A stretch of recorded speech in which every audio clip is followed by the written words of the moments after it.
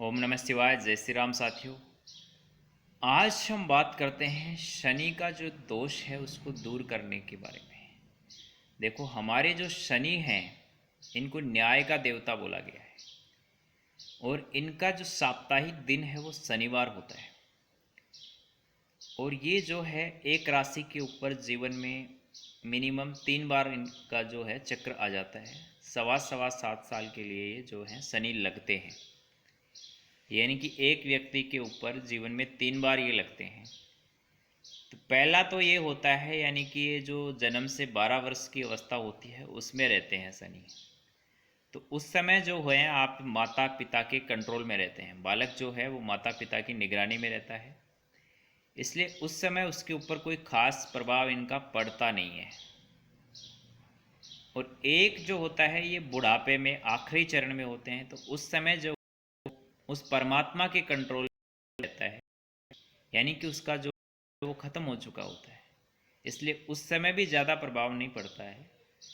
लेकिन जब ये शनि की जो दशा है ये मतलब ये 14 से 30 वर्ष की आयु के बीच में अगर आपके ऊपर पड़ रही है, ये आपके राशि के हिसाब से पता चल ही जाता है, तो इस समय आपके लिए सबसे खतरनाक साबित होती है।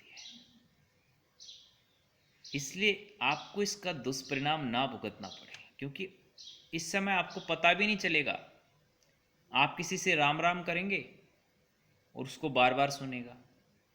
बेवजह आप किसी से मतलब आप शांति से जा रहे हैं, बेवजह आपको कोई आपसे उलझ जाएगा, आपसे झगड़ा कर लेगा, बेवजह कोर्ट केस के चक्कर पड़ जाएंगे, अपना फूट जाएगा सर माथा या किसी और का आप फोड़ दोगे।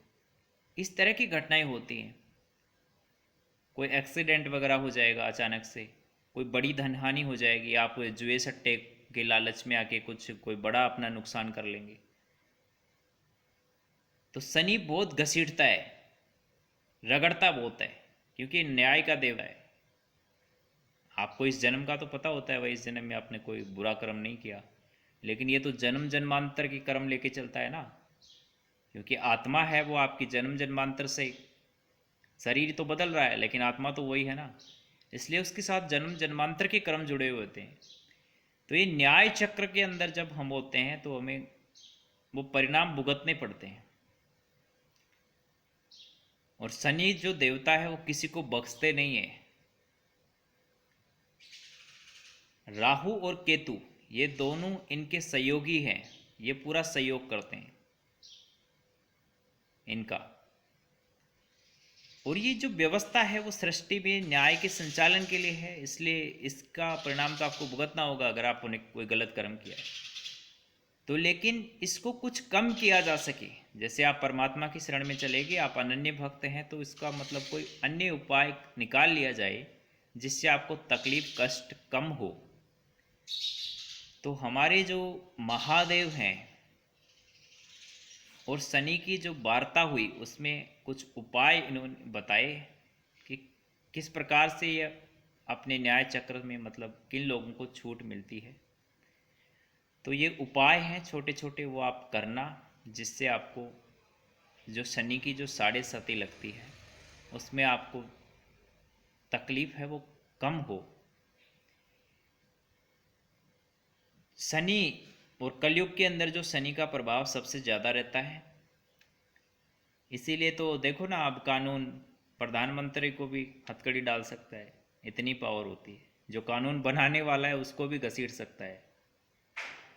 जो कलेक्टर पूरे ज़िले को कंट्रोल करता है, उसी कलेक्टर के ऊपर अगर कानूनी कोई दाव पेच फंस जाए तो उसी को कोई पुलिस वाला भी घसीट के लेके आता है, क्योंकि कानून इस समय सर्वे सर्वा है, शनि के कंट्रोल में होता है। तो आपको क्या करना है, शनिवार के दिन जो शनि का मंदिर है उसमें जाना है। क्या लेके जाना है, 1.25 मीटर काला कपड़ा। जो शनि का जो रंग है वो ब्लैक है, इसलिए ब्लैक कलर का इनको कपड़ा लेके जाना है 1.25 मीटर। और 5 किलो घूगरी बना लो आप। अगर आप चने और जो होता है चना और गेहूँ, इसकी मिलाकर के आप घूगरी बना सकते हो घर पे, तो वो घूगरी बना के लेके जाओ। और नहीं तो आप 5 किलो गेहूँ और ½ किलो कोई चना वना लेकर के उनको मिक्स करके लेके जाओ शनि मंदिर। और थोड़ा सा तेल लेके जाओ, 1 लीटर आधा लीटर सरसों का तेल। एक बत्ती ले जाना, एक दिया ले जाना। शनिवार के दिन उस दिए में तेल डाल के वो जला देना, और वो बाकी सामान है वो वहाँ रख के आ जाना आप। देखो, शनि मंदिर में आपको बार बार नहीं जाना, आप साल 6 महीने में एक बार जा सकते हैं। कुछ लोग क्या हर शनिवार ही शनि मंदिर जाते हैं, ऐसा नहीं करना भाई।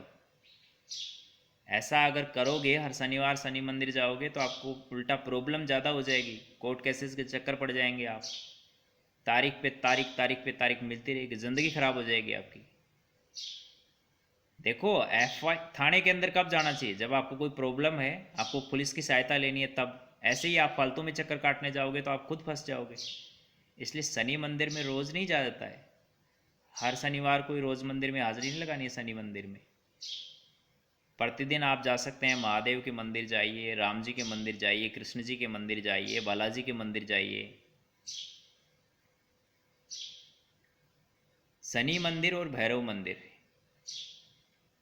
और जो शक्ति के जो मंदिर होते हैं, इनमें किसी तारीख विशेष पे, किसी उपासना विशेष के लिए, किसी निमित्त कार्य के लिए इनके अंदर जाया जाता है।